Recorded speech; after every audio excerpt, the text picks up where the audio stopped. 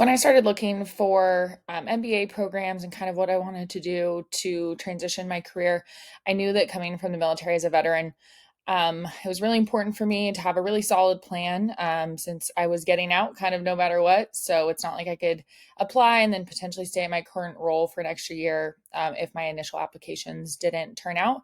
So I knew I needed to really like throw both feet into the mix.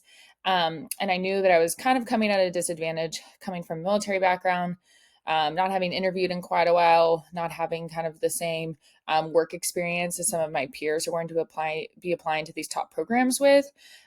So I knew that a consultant was probably a good option for me just to make sure that I was crossing all my T's and dotting all my I's. In addition to that, I knew that I wanted to be a round one applicant. However, I was going to be on deployment for a majority of the time frame.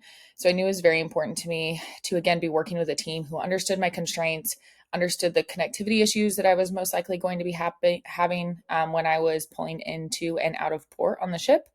And was willing to kind of like support me through that, work through those challenges with me, and help me get a really early head start on round one applications. So I had a limited amount of work that I had to do on that ship internet while I was deployed.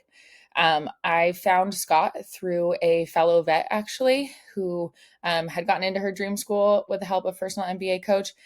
And that's kind of all I needed to know was kind of that like one-on-one recommendation from a peer who had a very similar background and had really good results. So I connected with Scott pretty early in the year and had kind of a one-on-one chat with him. He was really supportive, but also, pretty level-headed about my test scores, my academic background, my career background, and where he saw me being a good fit as far as my programs. So I really appreciated, like I said, his kind of positivity about having a good like feeling that we were going to get me where I wanted to be, but also candor about some of the weaker spots of my application in ways that we could, overcome those. So I started working with Scott and the team, like I said, pretty early in the year, and again, that's when his kind of in-depth knowledge of the process and his good relationship with the different M7 schools, I think really paid off. I started my essay prep and some of my short answer prep prior to the questions being released based on kind of that, knowledge that he had after doing this for many years, whether or not he thought the short answer questions were going to stay the same, kind of the general trend and theme of the essay questions for the different schools. So that was super helpful with my timeline to be able to start early, start getting some ideas on paper, so that I was kind of ahead of the ball when those applications officially opened. Anytime I had questions, whether it was through the Zoho portal or if I wasn't able to get onto that because of connectivity issues, just shooting Scott a quick personal email or a phone call. I always got a really timely response, which again, I really appreciated with my kind of unique timeline.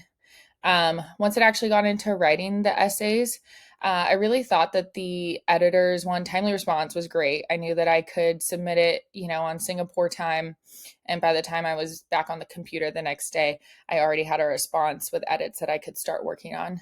And the edits, I really liked that they had a really unique ability to pull out what they thought I was trying to get out with a sentence, and help me brainstorm with some kind of intuitive, introspective questions, so I could come up with a more impactful way of explaining a military experience I had or an experience growing up or why I'm passionate about sustainability.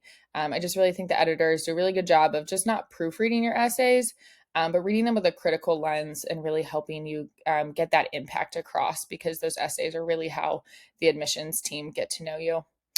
Um, Finally, once I got to the interviews, thankfully, I hadn't interviewed really for anything since, college time, since I went into the military, and that's just not a hallmark of the way that we get selected for jobs and roles.